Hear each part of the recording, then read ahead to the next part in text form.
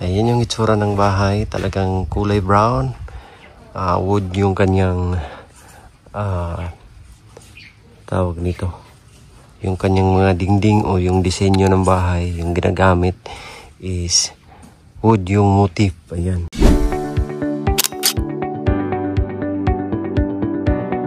Bye!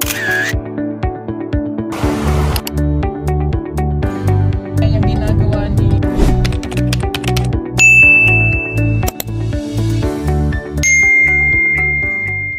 So ayan po mga kababayan, magandang araw mga kapugong biyahero, mga 30 viewers. Ayan, sana pansin nyo po, nandito tayo ngayon sa PB House na super ganda mga kababayan. Lalo na sa actual o sa personal nating makikita is talagang ang ganda mga kababayan. Kaya gusto kong i-share sa inyo mga kababayan dahil tapos na po itong mismong bahay. So ang kulang na lang is yung mga landscaping at saka yung pader na ginagawa na. So ang bahay ay totally finished na. Kung meron mong idadagdag dito is parang konting-konti na lang, pero sa tingin ko parang tapos na talaga itong mga kababayan. Ayan, i-share natin sa inyo at kasama natin dito si Madam Yola. Ayan si Madam na i-edit ng kanyang videos sa paglalakad. Bahagi natin ng bahay PB Team House na tapos na. Tara, let's go. So yan mga kababayan, dito tayo mag-uumpisa sa labas. Ayan yung itsura ng bahay, talagang kulay brown. Wood yung kanyang tawag nito. Yung kanyang mga dingding o yung disenyo ng bahay, yung ginagamit is wood yung motif. Ayan, anong tawag dyan. Pati itong mga railings, ayan, wood design. Ayan, wood design mga kababayan. Yan yung bahay. So dito sa harap, ayan, nilagyan nila ng or finish kasi para hindi papasok yung tubig sa ilalim, para iwas baha. Kaya nilagyan ng ganyan mga kababayan. Hindi siya pwedeng bermuda yung ilagay dyan kasi papasok yung tubig, kaya ganyan yung nilagay or sinemento. So dito lang yung bermuda, doon yung parking. So dito may mga bulaklak, mga halaman na ang gaganda. At pasukin natin yung bahay. Ayan. So dito nilagyan din ng bubong para yung tubig hindi papasok dun sa loob, sa may pintuan. Ayan. Oh, ang ganda no. Yung CCTV hindi pa nakabit sa taas kasi yan lagay mga kababayan. So for temporary dito muna. At ang ganda ng mga halaman dito. Oh, diba? Tsaka yung lagayan ng sapatos, kawayan, at yung mga halaman. Oh, grabe no. Ang ganda mga kababayan. Yung pagkapili ng kulay ang talagang ang ganda. So ayan naman, ito yung sa loob. Ganyan lang, simple pero elegante. Yung sofa. Dito naman may lagayan ng halaman, may rack kung tawagin. May mga bote. Napakasimple. Yung tingnan niyo yung sisidlan. Ganyan lang no. Tawag niyan yung sisidlan ng mineral water, yung galon. Ginawang taniman ng halaman. Badyang house. So meron siyang blinds. So hindi na kurtina yung ginagamit, ito na blinds. Parang baliktad yata. Ano siya kaya? Ayan. Blinds. Para kung mainit, madim yung kanyang ano.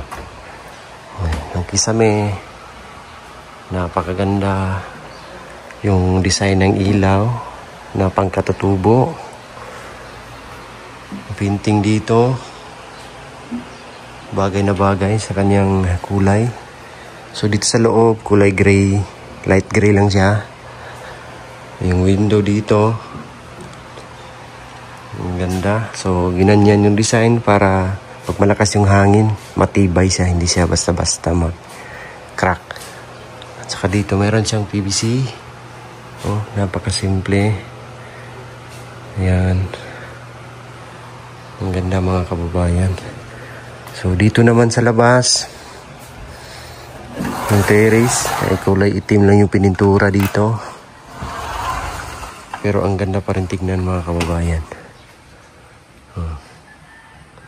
Tapos yung paligid ito at saka nilinisan namin dito mga kababayan kasi yung ahas yung ano namin para hindi akyat dito yung ahas. So kung meron mga ahas doon lang. So lilinisan pa to lahat kasi tanuman to ng prutas. Ayan. So wala pang time. Oh, dito nilinisan na. May halaman dito.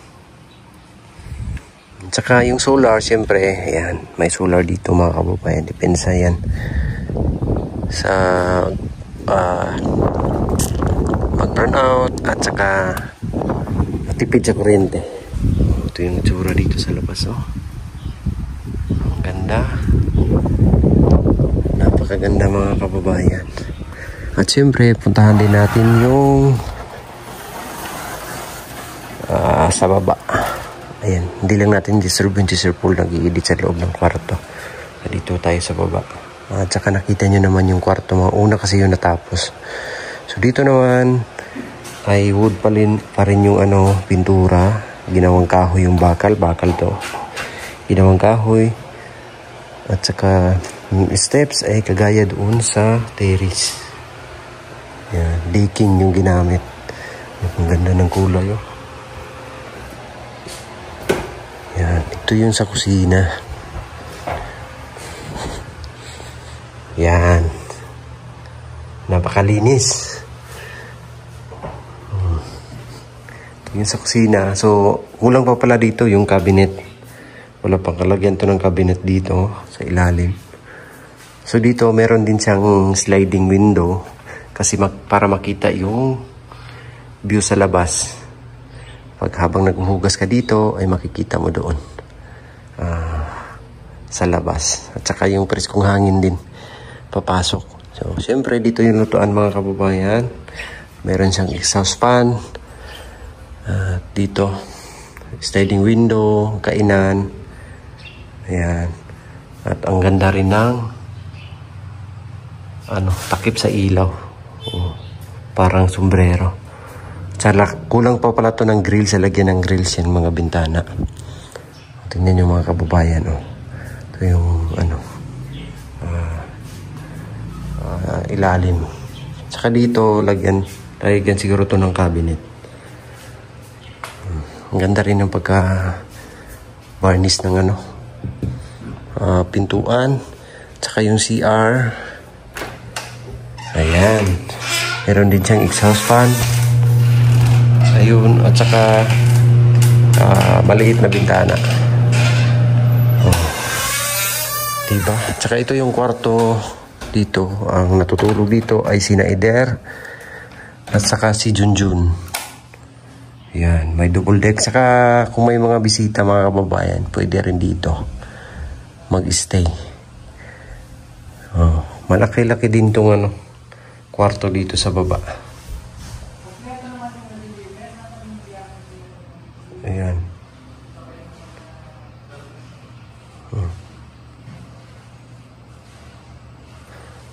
Ayan mga kababayan. Diba?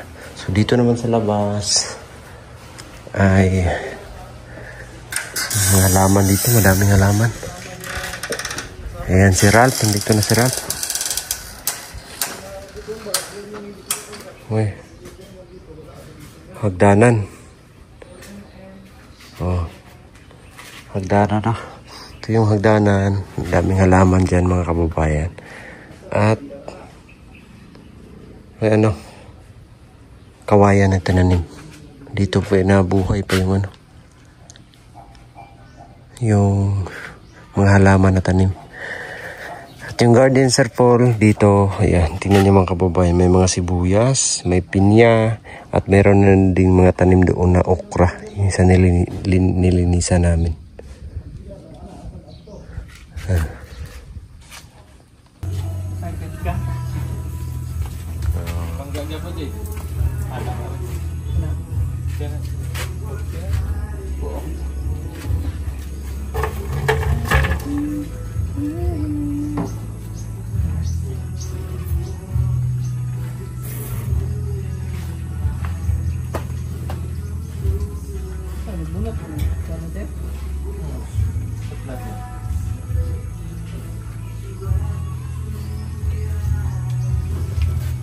Wow! Lindo taoy.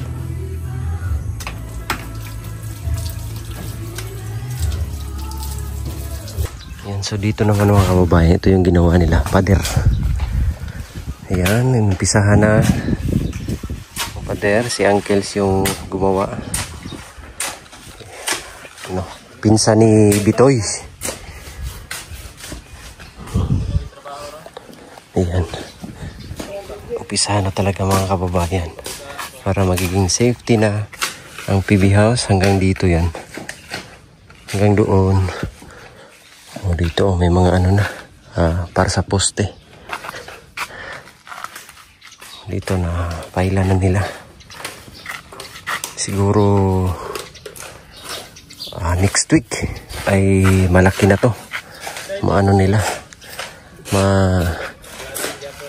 pailan ng hollow blocks. Ayan, so yung gate diyan, so wala nang piling dyan mga kababayan. Doon sa gilid meron yan piling dyan na hollow blocks. Ayan, yung bahay talaga is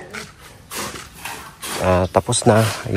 Ang kulang na lang pala dyan is yung grills yung gagawin. Ayos na mga kababayan. Ayos na ayos.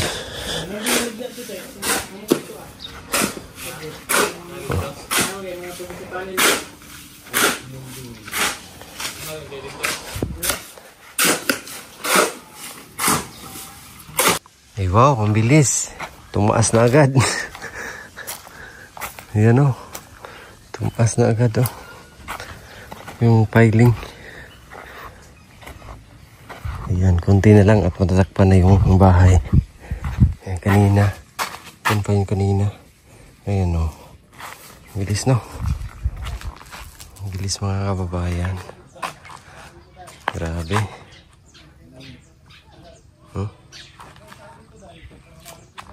So yan mga kababayan, nakita niyo yung update dito sa PB house na sobrang ganda mga kababayan.